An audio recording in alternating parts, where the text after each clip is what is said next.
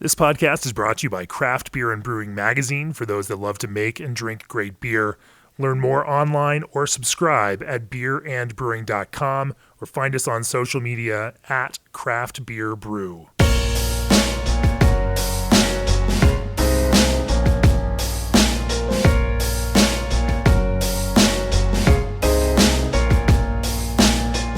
Save time and money using Brew-by-5 production software at your craft brewery. Brew-by-5 software is a simple and affordable solution for tracking daily production, managing inventory, planning production, and compiling your federal reports. Learn more at fx5solutions.com or by calling 720-638-4958. Brew-by-5 production software, brewery management squared away. Welcome to the Craft Beer and Brewing Podcast. I'm your host, Jamie Bogner, co-founder and editorial director of Craft Beer and Brewing Magazine. My guests on the podcast today are Adriana and Henry Nguyen of Monkish Brewing in Torrance, California. Monkish Brewing. Yes. You guys are started as a Belgian-inspired and mixed fermentation and sour beer brewery, and today are probably known for a different style of beer. Give me a little background on that arc for the brewery and how things have developed for you over the last few years. So we started off definitely more interested in Belgian beers. I think at that point I was drinking a lot more Belgian beers, especially coming from Europe where I got a PhD. And a PhD in? Theology, early Christianity.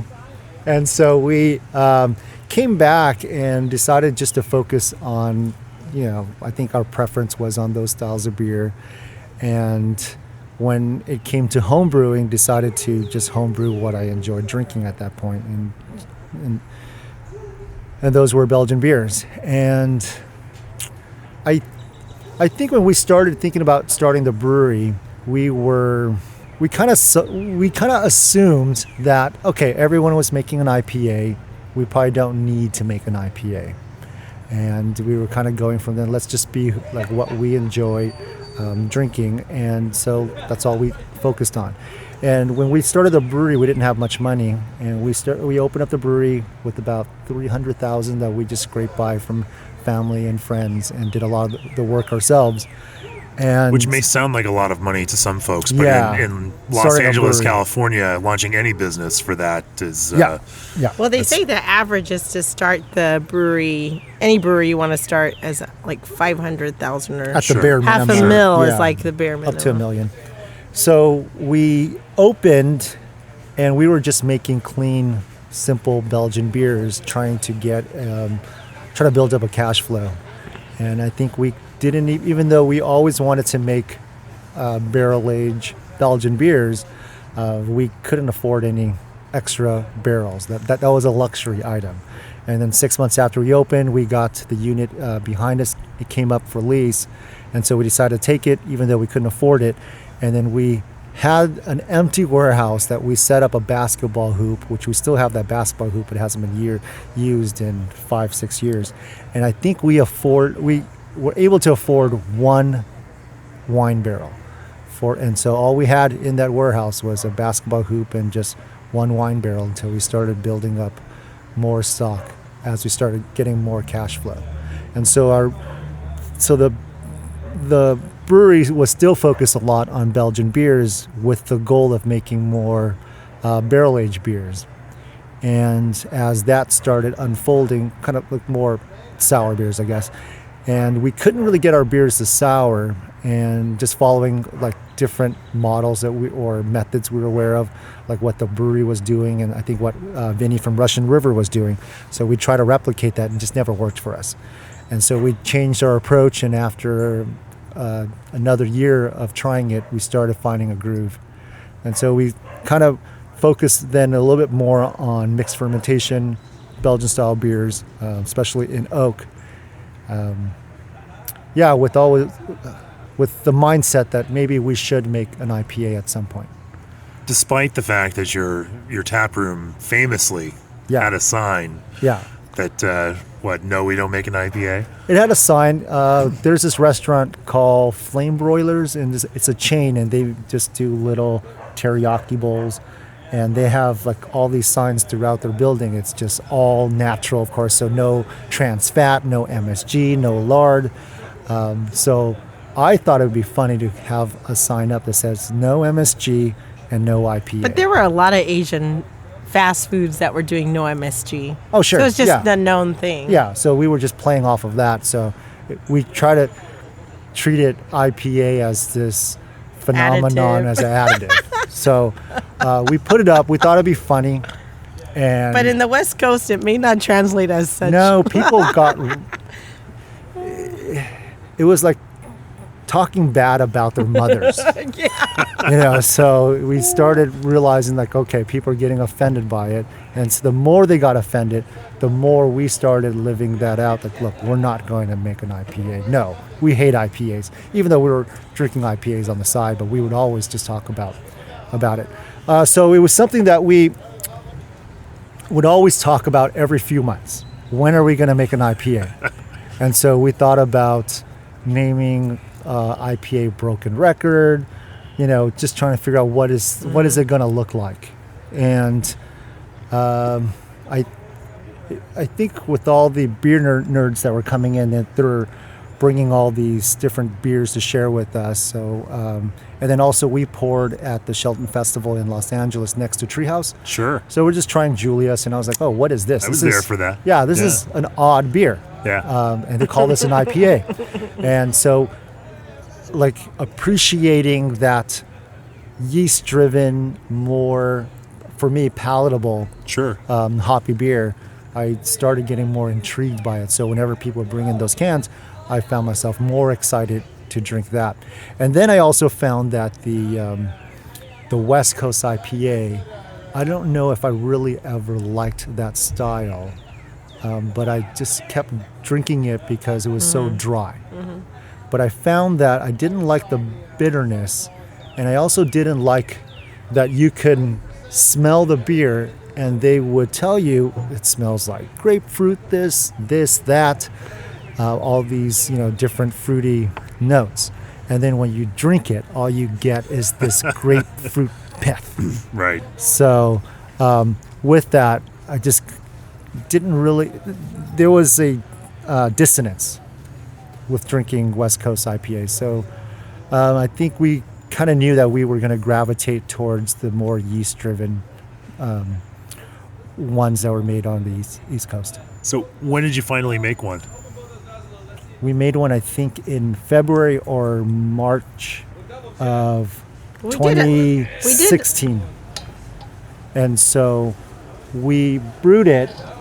Well, we did a hoppy Belgian pale before that. Yeah, we were kind of definitely playing with the idea.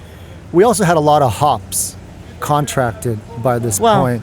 A lot to us at that time. Yeah. That's because relative. we knew that we were trying to get some different hops from other breweries for random beers here and there. Sure. And they like, well, let's trade. And we had nothing to trade for. So we started contracting for Nelson, Galaxy, Citra, everything that we can think of, and put us in a nice position. Apparently you chose well. Yeah.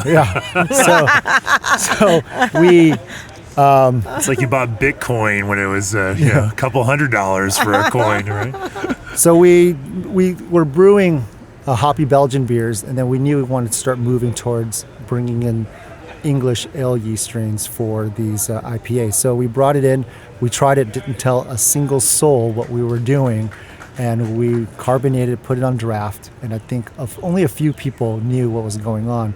The rest thought they were just weird Belgian beers. And so we decided that April Fool's was coming up, so maybe this would be the time to do it. So on April Fool's, we announced that we were doing a can release of an IPA, and it happened to be a collab with Other Half. So Other Half was there like a few weeks before, and we were brewing, and we told them what we were going to do. It's like, well, let's just brew a beer together for your first one, like actual released one. So that was our first time calling any beer an IPA.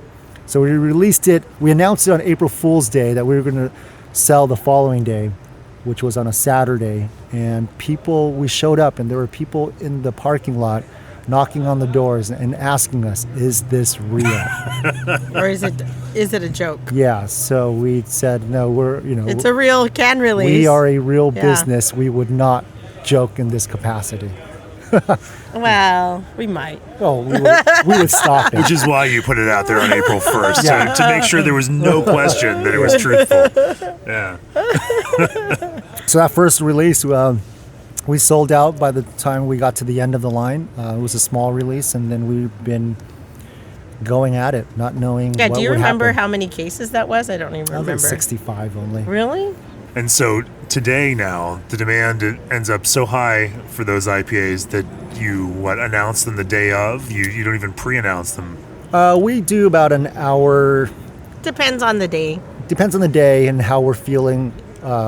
Our relations with the neighbors are. How we're feeling. Okay. All right, also, what's happening in the market? Right, like, how many events are going on? Yeah. Like, what are we competing against? And also, there's, is it Friday or Saturday or Tuesday? So we don't really have a strategy when it comes to releasing. Although people think we do. Yeah, they think it's so calculated. We sit to maximize those profits. So we sit around and we'll ask, all right, guys, what day should we release this week? Should it be Tuesday, Wednesday, or maybe Thursday? And I would tell them, look, I need the beer out Tuesday, ideally, but Wednesday I could probably make happen. Then everyone's like, well, I have dinner plans. I have this, I have that. So we're like, all right, I guess it's this day. And then we just roll with it. I guess it keeps the human nature of our business by allowing humans to kind of shape things. So we're here at the Brewers Retreat in Austin. Earlier, you sat up on stage and talked with Trevor from DeGard about your process on this.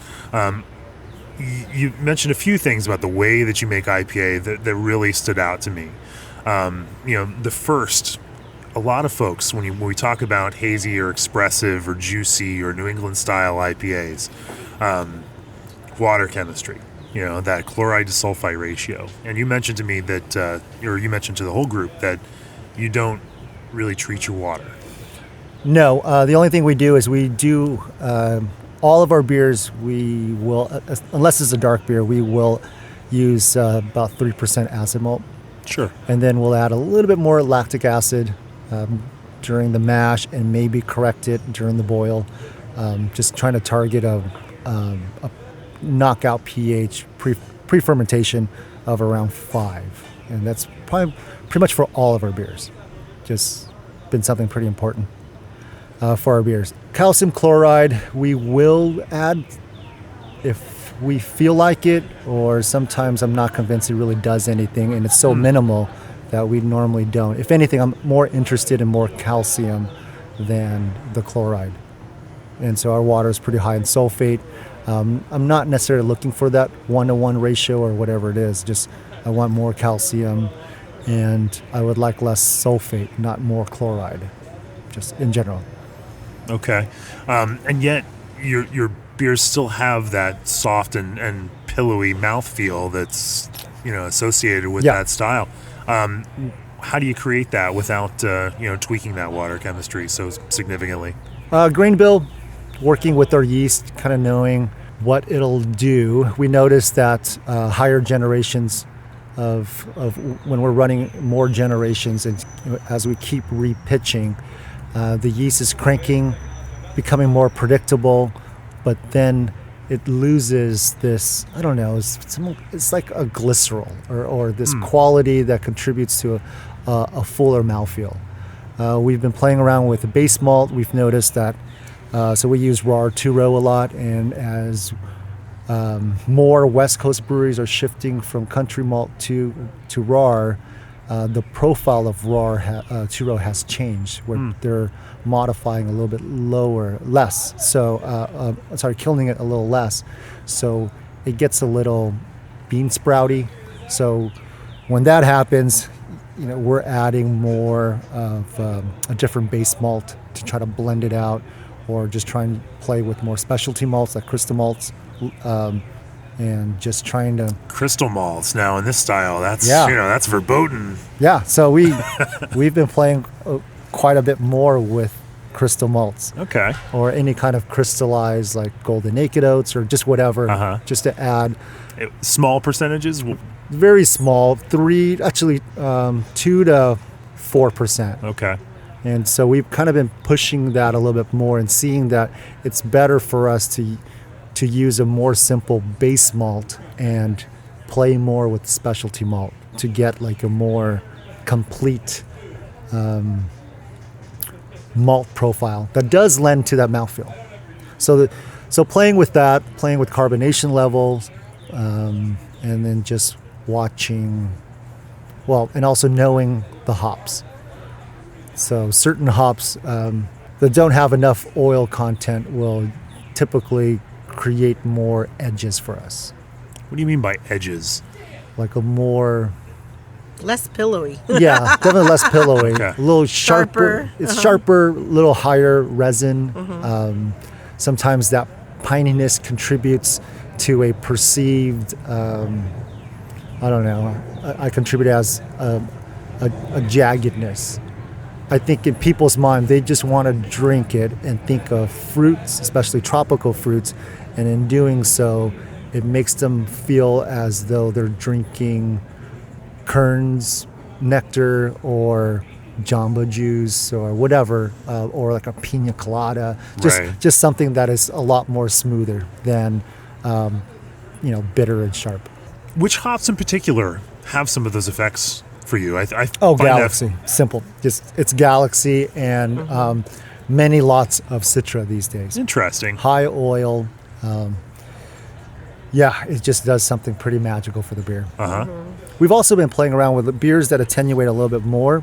We noticed that if we add more, if those beers are with Galaxy and let's say Citra, they tend to drink much fuller than even a beer that didn't attenuate as well. And if we went more, let's say Mosaic, Amarillo, some of these other hops, El Dorado, it has a different feel. So it's all this perceived. It's all perceived juiciness or whatever you want to call it. You are the first brewer I've talked to that has talked about the individual hops' impact on the actual mouthfeel of a beer. I think that's fascinating. Are there any other impacts on those from a sensory perspective from other hops that you find particular? Are there hops that you don't like using or that you use less just because? Mosaic we use less. For some reason, I would love to use Mosaic more, but it just doesn't really function well. Interesting. Yeah. So if you, like most of our beers aren't that heavy Mosaic, I think we only have a handful. So I don't know if it's going to the farmers and just trying to figure out how do I get a profile of Mosaic that will work. Once in a while, we do find some lots that come through the brewery, and I'm like, yeah, this is good. And so we'll just make as many Mosaic beers as possible until that lot is gone. What is it about that specific sensory of that Mosaic that would let you say, hey, this is really good? Well, of course, for most of our hops, we go for higher fruit qualities and less earthiness, less dankiness, no pine, stuff that more traditional brewers are after. And so we're not for that. I think Mosaic, when it's good, I think it has to do more of, I have this theory. I have a theory that maybe Mosaic is better when it's older. Interesting. So going back to some of them, some of the brew logs, I've noticed that they were older Mosaic. And do you think that that's a crop year thing, or do you think that that's a age of the Mosaic itself? Not sure. Not sure. But these are all the different theories that I'm always trying to work out, or just talking to other brewers. What have you noticed? Because like the Mosaic that we have right now, it's extremely fruity. It is sweet. It almost contributes more sweet tea quality, and a lot of IPAs of the style that we've noticed people make have this sensation. It just tastes like sweet tea. And I think people do really enjoy those beers because they tend to be very soft. Well, not soft, but more like just simply drinking juice, like canned juice. And I think for us, that's not the profile we're after. We're actually looking for more of the idea of squeezing juice out of hops, where it still is an assertively hoppy beer. Yeah. Yeah. What is it about the interaction of Galaxy and Citra that where that mutual support and influence of those hops creates some sum that's greater than the individuals? Galaxy on its own is really good. Citra on its own is really good, and the two together are pretty magical. Every other hop we find needs to be in some kind of balance. Even some of the newer hops like Vic's Secret we enjoy, but we find that over a certain percentage it just doesn't work. And it's always trying to find that right blend. And some blends we just stumble upon, and it's just beautiful. But so I think that's more of an art thing than I can really explain. I just can't explain why I've kind of gotten to know some of these hops much better than others.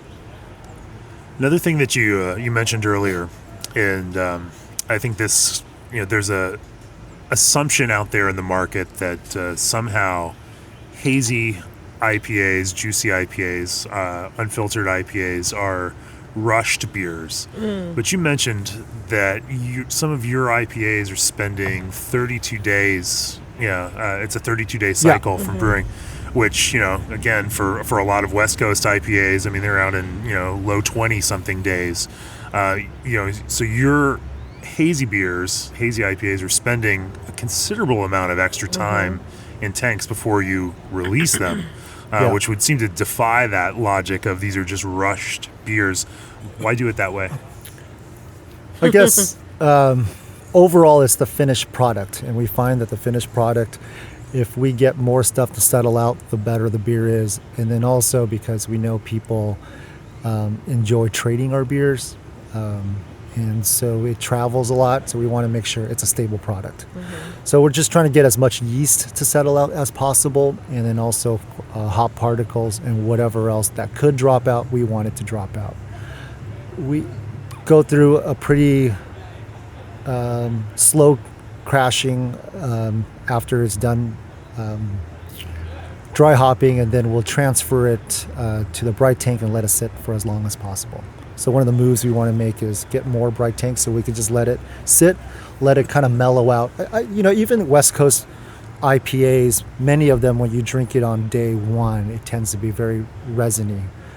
Same thing with these beers. It probably even more so if there's yeast in suspension, if it bound to the hop particles, creating these biotransformative byproducts that people are after. If that yeast doesn't settle out, you're going to be tasting some yeast astringency. So we're just looking for these beers to settle out, and I think with the English ale strains, a number of them don't like to flock out. And speaking of biotransformation, you also mentioned that you all do not dry hop until fermentation is complete. Yeah. So that you can harvest that yeast and have clean yeast to work from, which from a production standpoint makes a lot of sense. But there are a number of breweries that do believe in that kind of biotransformative thing and are dry hopping before fermentation is complete. What have you found in your experiments with that? Yeah, we've tried it all. We've tried dry hopping, even knocking out into the fermenter at the beginning and just trying to dry hop wherever we can. And I think we found that if we dry hopped early for however we treat the beer, it tends to be some of the more muddled beers. It doesn't have there's not a refined character. It's just kind of like a hop soup mess. And so we found, and also it always worries me about any kind of production or just more diacetyl precursors that might be there as we're seeing more fermentation during the dry hop, and especially we dry hop under pressure. Okay. So just trying to get it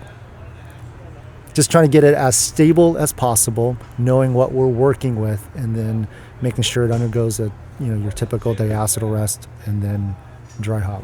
That's a good point. That we are finding more research now that dry hopping can re-kickstart that fermentation, cause further attenuation if there is a lot of yeast out there.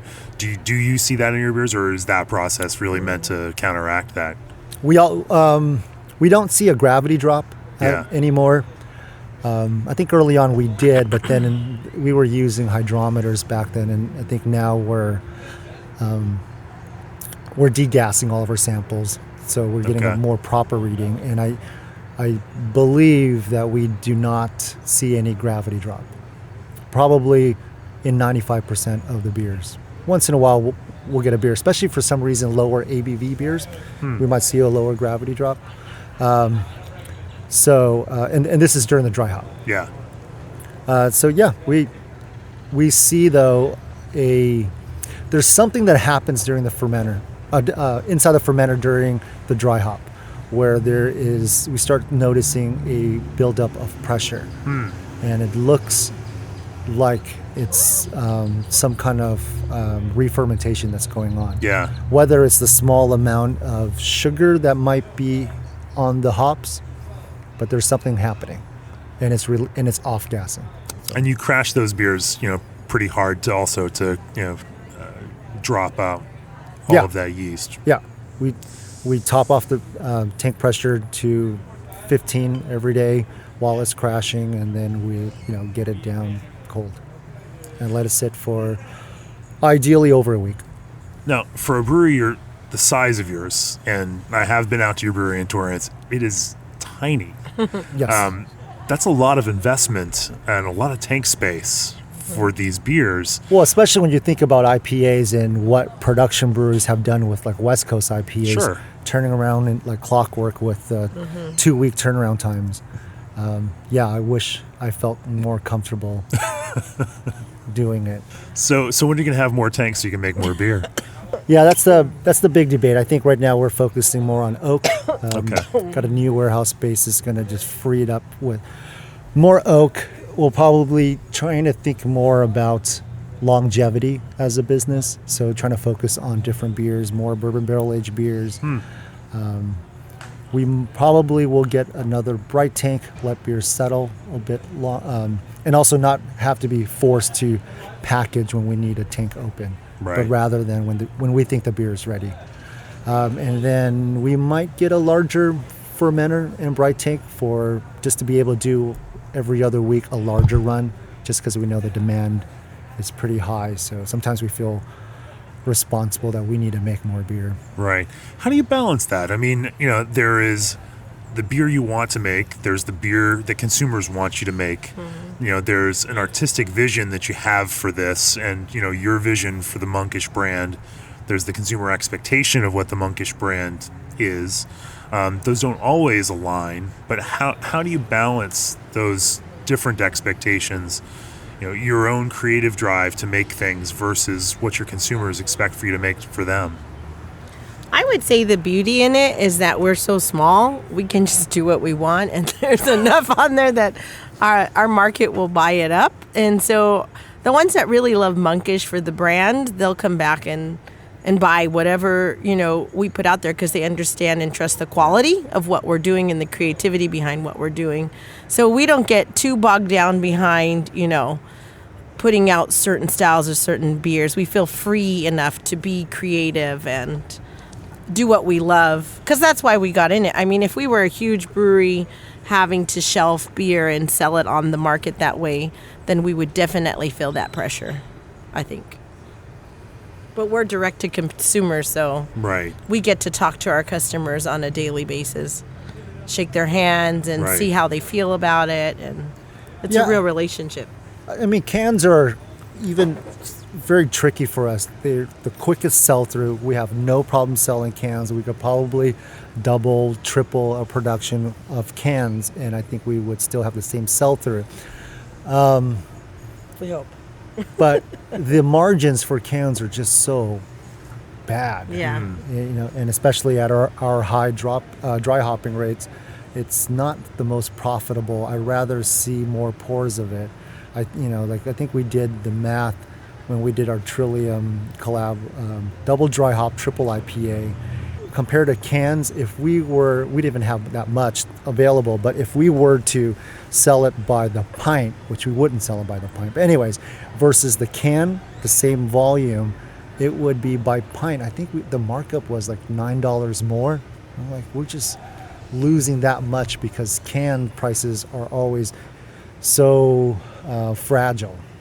People, for some reason, don't care about, the price of bombers as much as they do 16-ounce cans. So they would come in and spend $9 or $10 on a glass of it in your tap room. No problem. Paying that same amount of money for the same volume of beer in a can. Yep.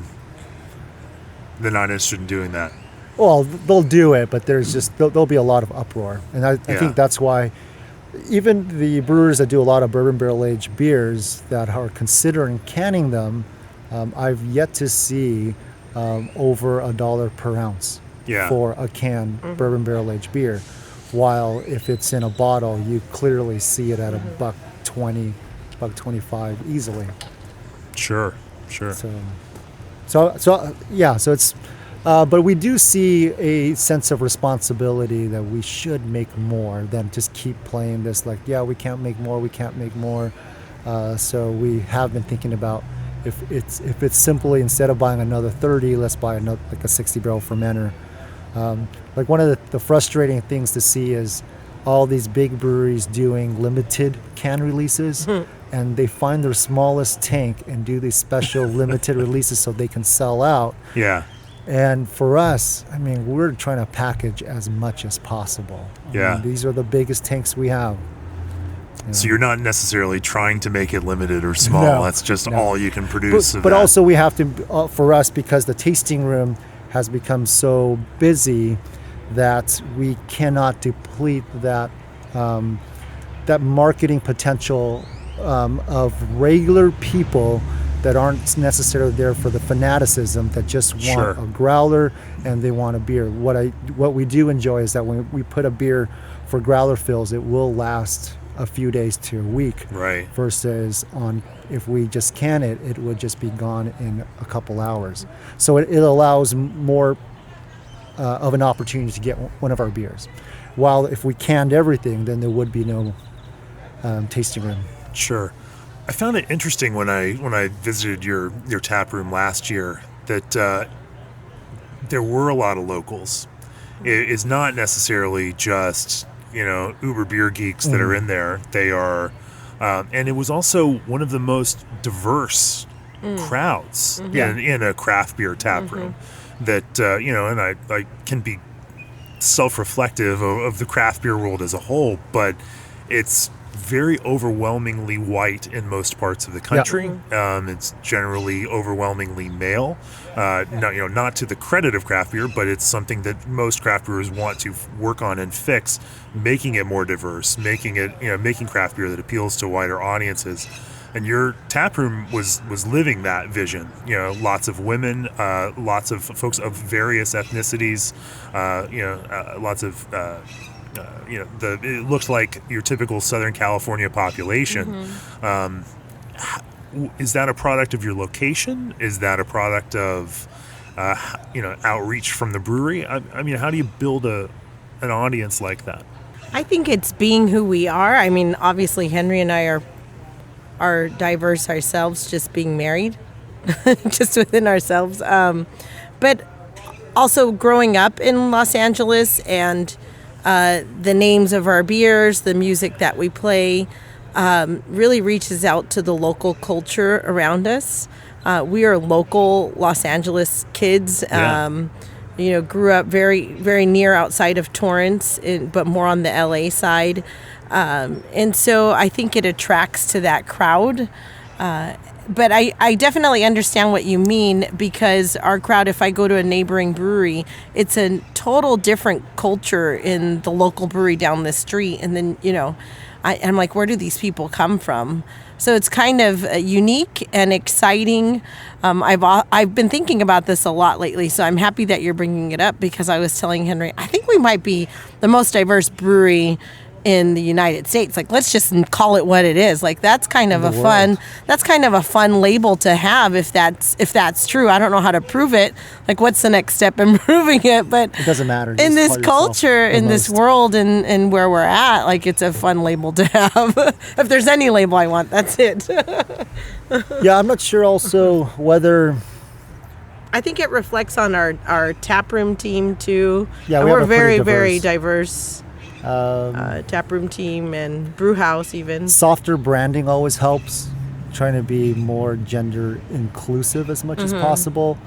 Well, when we came out with our beer feminist, I think that kind of but I also wonder because of our beers in general, more like fruitier mixed fermentation beers, our IPAs being more fruit forward.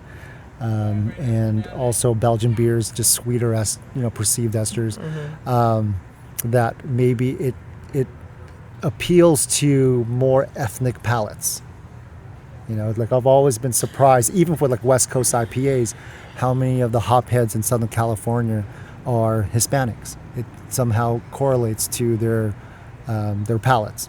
I was also going to say, just like growing up in Los Angeles, like having such a vast variety of ethnic food, like the palate explores a lot, so you're introduced to how many scents you smell or how many things you taste, and just being exposed to that variety I think opens up the doors to more culture and more flavor profiles, and so when I first started drinking wine, it was a big bold Merlot or something really old fashioned that way. Because that's where my palate was, and I think that's where Henry's palate was. Also, what took us away from being enticed by West Coast IPAs, because even though it was there on the nose, it wasn't there on the palate. Why our Monkish IPAs that's probably what it was birthed out of. Yeah, but also, like my approach to beer, I like more softer profile all around, just gentle. Yeah. I want the beer to feel good. So. Well, I was going to say we're swinging back. I think as there are trends that happen in a person, whether it happens culturally or whether it happens on an individual level, but you explore things and there's a full circle of exploration. So people get to come along that journey with Monkish as Henry and I go on it. It's the truth. So when you say, what's the next beer? I don't know. Let's see what we can just a number of things. Next. I mean, the tasting room, it is what it is. Sure. There has to be that element of like local brewery making a splash on a national level. Or and just luck. Feeling that kind of pride. Or luck, some of it is just luck. Sometimes we think about, with our staff. I know right now it's easy for us to sell beer, and I know for like the tasting room, they don't really have to do anything. All they have to do is just pour ring it up, and that's it. Send a smile. They don't even need to send a smile. But because of all this, I want them to never take it for granted and think about the customer experience. Think about how long people have to wait in line. Think about the pour size. For us, we tend to be a brewery that we always have to say, these are the rules, and don't do this, don't do that. And it becomes so tiresome. Yeah, so just think about the customer experience where it is more positive. We're speaking to them in more positive or a positive posture. So, just never take these things for granted. And we've been given something, and let's make the most of it. Let's think about the beers. Let's think about even now, are we able to source better ingredients with, the extra resources that we have, and also connections that we have. Yeah. You would think that Monkish could reach out to any hops broker or any brewing supply, company, and if you wanted something, they'd probably send it to you. Does it work that way, or what's your reality? Some of it, sometimes, but in general, no. We're still the smaller guy that is more of a pain in the ass to work with. Service, because we're just we keep wanting things a certain way, and we're just expecting that certain product. Yeah, so it's not easy, and also the challenge of being a small brewery that if I'm on the brew deck more than I should, or if I'm in meetings, dealing with drama at the brewery, That you create. Then it takes away from the time of doing these things that I would like to do. And, like visiting more hop farms and, farmers in general. How do you balance running that business and spending that time on the brew deck with being innovative, with being creative, with generating new ideas, testing out some of those ideas on small scales before you roll into things? And what does that creative process look like for you? Where do your new ideas come from? I would say balance is not the word that we would ever use. We don't live in a balance. I think people search for balance. Henry and I live in a tension. We are like a rubber band. And you can ask any one of our employees, and in that tension, in that chaos, in the middle of it there's this kind of peace or this place that we should all be. And so creativity comes, for us anyways, in that tension. It also comes with meeting the right people and being inspired by the right people. Partly why we collaborate, who we collaborate with, it's because they're brewers that inspire us. Like, they're awesome people, and they love and are as passionate about what they're doing than we are, even more so maybe than we are, or we feel that they are more than we are. So that has made the whole experience rewarding and I think worth it. Yeah, the business side is very hard. That it's not something I'm good at. I'm not good at managing people. I have a naive view that people should want to work at a brewery because they want to make the best beer that they can, and they're going to be fully engaged in the process. But now many people, it's a job. So it is kind of frustrating and having to adapt and trying to learn, I guess, the art of managing or the art of running a business. So there's I think that's where my creativity comes in. I love people. Yeah, I don't know. I think it's sometimes, lately I've been thinking about, is it that something that is ingrained in me? Like when I was in the Marines, it was mission accomplishment, then troop welfare. And that's kind of how I see the brewery. I don't care what it takes. Let's just get it done. And and the employees feel it some days. Uh-oh. Yeah. I feel it because I'm there with them. And that's one of the things is that even when they're gone, I'm still working because I'm just trying to maintain it. And I think because of all the attention that we have, I feel a greater responsibility of making sure that we keep moving at this pace that we are.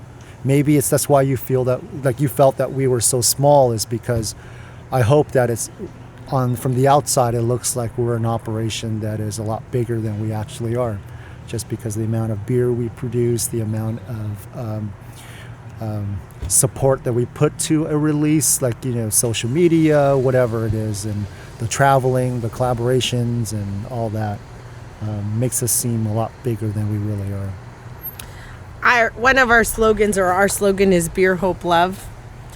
I actually think it should be thoughtful, because I think in thoughtfulness and being present where you are, then you can fully enjoy any experience you're having, with friends, with people. And I think for us at the brewery, it's, be thoughtful. Be thoughtful about what you're telling me about this beer. Be thoughtful when you're tasting it. Be thoughtful when you're counting kegs. Be thoughtful when you're washing kegs. Henry also put on the brew house, what does it say up there? Brew with passion? No, brew with soul? Brew with your soul, not with your mind. Brew with your soul, not with your mind. So don't be calculated about it. And yes, there's a lot of chemistry that's involved, but understand that there's a life in it, in everything that we touch, and, and at the end of the day, someone gets to experience it. I think that's an interesting point because, some out there in the beer market, especially in your local market, may assume that you've got, some calculated plan to extract maximum dollars out of all the people that line up and whatnot. Yeah. And but it's interesting to hear from your perspective that it's a much more fluid process. That it's and that it's even a painful process on your side to have that restriction. And that challenge around the product, to where you can't pre-announce things and people can't plan for it because things are just going to get out of hand. Yeah, cash flow is great, but whether we're being profitable, that's, a different question. These are all the different things that we have to now sit back and reflect on. It's like, are we really maximizing what we're doing here? Well, just in your comment, I really appreciate that, because what it means is that we're not living this like ordinary lifestyle that is scheduled. And although the schedules help us organize things, we want to live this interrupted life sometimes that keeps us enticed or excited or engaged with why we're here or what's our purpose, which I definitely can appreciate. So what keeps you up at night? Simple. What keeps you up at night, Henry? Employees. Henry These snoring keeps me up at night. His sleep apnea keeps me up. Yeah, probably that. Yeah. The beers will always keep me on edge, but I've really come to a place that if I know that if I don't like a beer, I could just dump it. If there's nothing to do with that beer. So we have some beers that we'll be sending into That bourbon keeps barrels. you up, though. And I'm okay with it because I'll just let it sit there and I have the potential of blending back with it and achieving what I want to do with it. So other beers, like collabs gets a little trickier because there's someone else involved, but in general, I'm okay with dumping a beer. Or I've learned to do some things with some other batches. We blend some batches sometimes. But those always worry me. Like every day I know because of the way that we make the beer, it's always trying to dial in that process. Yeah, so that keeps me up at night. But mostly. For me, my kids keep me up at night. Sure. I live in reality. Henry lives in Legoland. Ooh. Well, what's the next piece of stretching that rubber band in tension that's going to create a exciting and creative opportunity for you? I think for me right now is just really diversifying our portfolio, like showing people that we brew more than just Monkish IPAs, and just being even here with Trevor,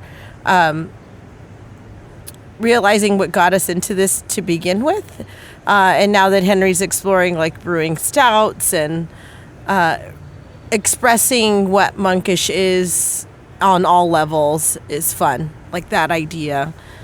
It'll be a challenge, to try to excel in each of those categories. And but I think it's definitely where we need to be and where we need to go next. Yeah, I mean, that's the tough part is trying to think of what is next. And the more that we do in a given year, people expect more the following year. And my capacity to handle more beer, to worry about more beer is I don't have much in me. So I think it's easy limited. For people to assume that expansion is where we should go next. And I think for someone else that might be the right answer. It hardly ever is the right answer for us. And I know that might be painful for some of our supporters to hear. And we want to give them what they want. So that's a tension in itself. But, what does that expansion look like, Yeah, I mean, it really is a reflection of us. And maybe because it involves around the beer that we produce, might evolve more so on my limitations of a human being and what I'm willing to give up. And so I think I limit a lot of our potential. Mm-hmm. I would agree. We can't make more beer. It just worries me. Henry is our limit, everybody. Well, I often tell Henry, sometimes he will joke around and when he dies, Monkish will die with him. And as his partner and spouse, it's that's not a fair statement. Part of me is that's romantic and that sounds great. So I don't know what happens. If something was to happen to Henry, what would we do? What would Monkish become? I struggle with that because I might let it go with him, and if it was to happen, because I'm more of the entrepreneur anyways, and so entrepreneurs can do other businesses and succeed, and so this is more Henry's than it is mine, I feel. in many ways. This is the first time we've explored the topic of death here on the Craft Beer and Brewing Podcast. We're very solemn people. No, so people When think Henry dies so people think that you should sell, at 40, right? you should But- sell. I don't know. Like for me, it's like, wouldn't it be cool not to sell and just close Let up it one go. day? Yeah. It was like when we started making IPAs, there was this rumor that Unless came one of around our kids take it. that we heard this rumor that you're only going to make IPAs for a year and just stop. And I'm like, oh, that would be brilliant. so cool. Why didn't I think that would be about so that? punk rock to do, right? It's like, yeah, I'm done. Thank you guys, and just walk. This is away our with last can release. it. Yeah, I don't know. So It might happen. I don't know. So I wonder, should you just let it die with you? But I think also creative people have a lot more to express. So, I don't know. Maybe there's something else.